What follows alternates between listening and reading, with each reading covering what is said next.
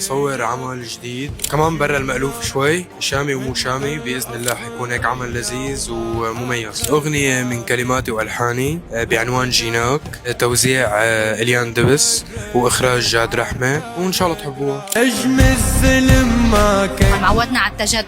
ما هو هي الفكرة، هذا هدف ومبدأ أساسي عندي هو التجدد والتنويع دائما، ففي جانب معين كتابي وباللحن الموسيقى جديد حينطرح لأول مرة مني يعني.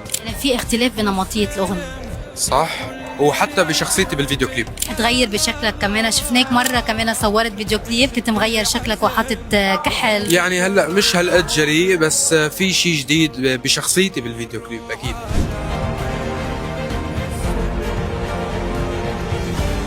في رسالة معينة حبيت توجهها؟ فيها رسالة كتير نبيلة، بس بفضل لتشوفوها كلياتكم، لأنه عن جد في من وراها قصة ورسالة.